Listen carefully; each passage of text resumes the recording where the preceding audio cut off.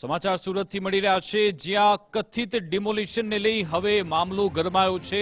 નાસિરનગર કથિત નકલી ડિમોલિશનને લઈ હવે અહીંયા ગરમાવો જોવા મળ્યો છે, કારણ કે પાલિકાની મુખ્ય કચેરીએ ધરણા સાથે પ્રદર્શન યોજવામાં આવી રહ્યું છે। અસરગ્રસ્તોને સાથે રાખી વિરોધની શરૂઆત થઈ ચૂકી છે। આજ અંગે વધુ વિગત આપશે અમારી સાથે રાકેશ બ્રહ્મભટ્ટ ત્યાંથી લાઈવ જોડાઈ ગયા છે। જી રાકેશ।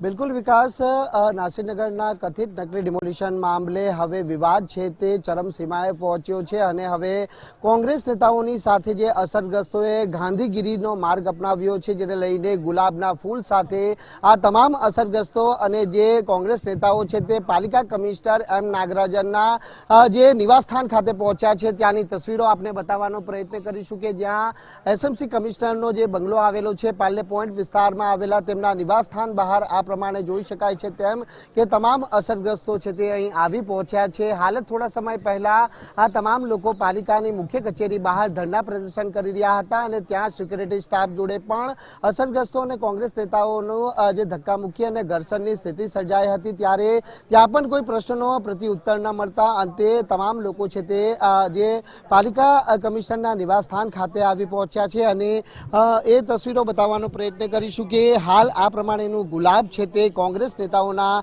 હાથમાં જોવા મળી રહ્યું છે। એટલે એક રીતે હવે ગાંધીગીરી કરી અને ન્યાય મેળવવા માટેનો જે માર્ગ છે તે કોંગ્રેસ નેતાઓ દ્વારા હવે અપનાવવામાં આવી રહ્યો છે।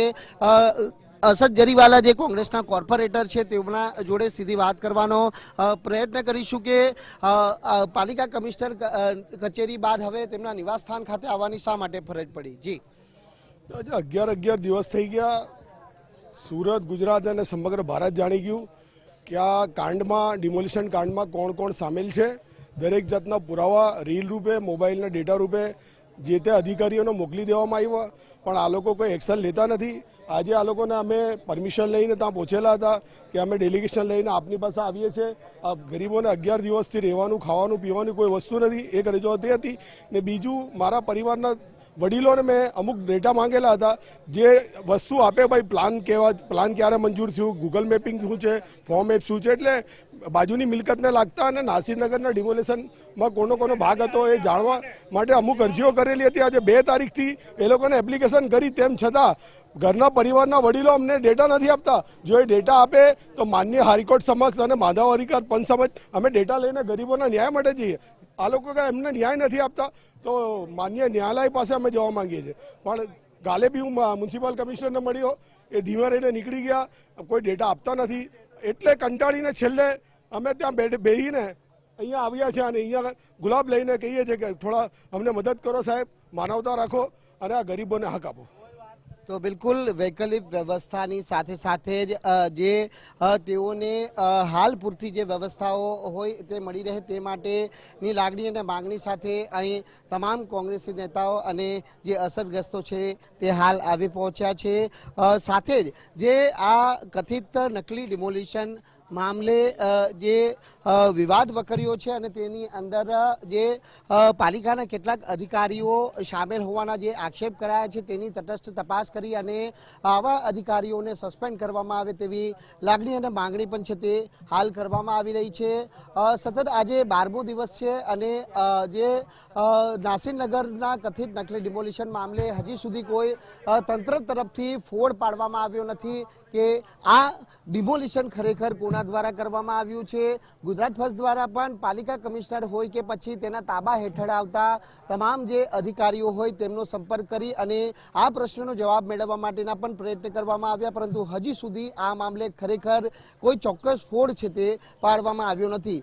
સૂત્રોની જાણકારી અનુસાર છે તે હાલ આ સમગ્ર મામલો હવે સરકારના દરબારમાં પહોંચ્યો છે, ત્યારે સરકાર પાસે હવે જી તો બિલકુલ અહીં જોઈ શકાય છે હવે ક્યાંક લાગી રહ્યો છે અટકાયતનો દોર પણ છે તે ટૂંક સમયની અંદર થઈ શકે છે, કારણ કે પાલિકા તસવીરો સીધી જોઈ શકો છો, અટકાયતનો દોર હાલ શરૂ થઈ ચૂક્યો છે। પાલિકા કમિશનરના બંગલે જે ધરણા પ્રદર્શન કરી રહેલા આ કોંગ્રેસીઓની હાલ હવે અટકાયત કરવામાં આવી રહી છે। જે અસરગ્રસ્તો છે એ અસરગ્રસ્તોને પણ છે તે અટકાયતમાં લેવાય તેવી સંભાવના અહીં દેખાઈ રહી છે। સૌપ્રથમ કોંગ્રેસ પ્રમુખ વિપુલ ઉદનાવાલાની હાલ પોલીસ તરફથી અટકાયત કરવામાં આવી છે. જે ગાંધી ચિંધ્યા માર્ગે આંદોલનની શરૂઆત કરવામાં આવી, કારણ કે ગરીબ અને શ્રમજીવી વર્ગના જે પ્રજાના ન્યાય અને હક માટેની લડાઈ છે તે કોંગ્રેસ લડવા માટે મેદાને ઉતર્યું હતું.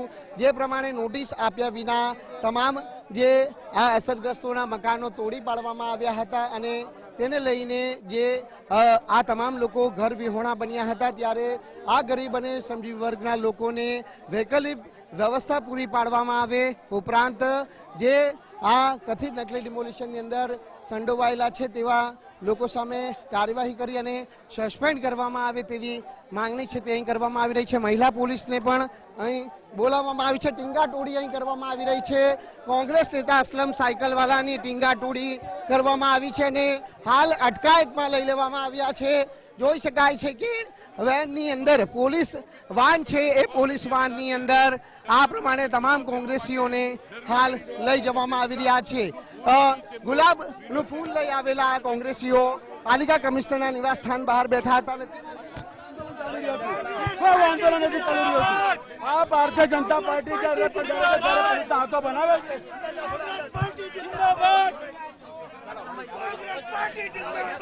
જિંદાબાદ જિંદાબાદ.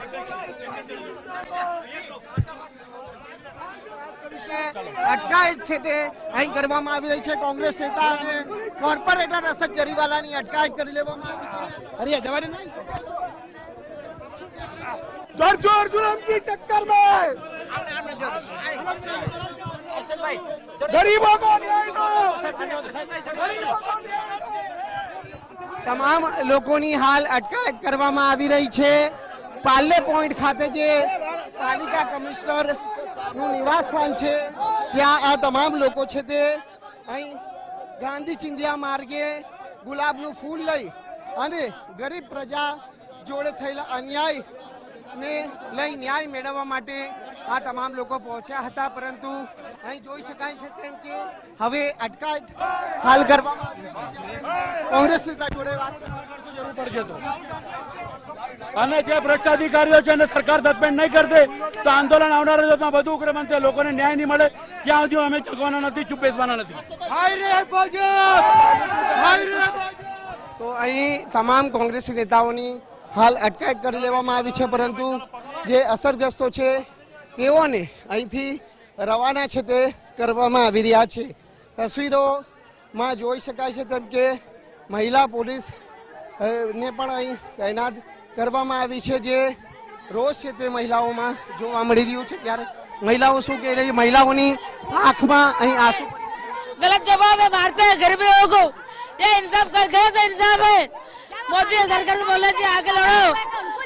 कोई आता नहीं गरीब के लिए. घर तोड़ने में इन लोग का हाथ है, घर हमारे तोड़ने में साहब लोग का हाथ है. 200 पुलिस आई थी. તો મહિલાઓની એક મહિલાની આંખોમાંથી છે અશ્રુ છે તે પડી ગયા છે, કારણ કે માથા પર છત નથી અને ઘર પરિવાર સાથે ઘર વિહોણા થયા છે.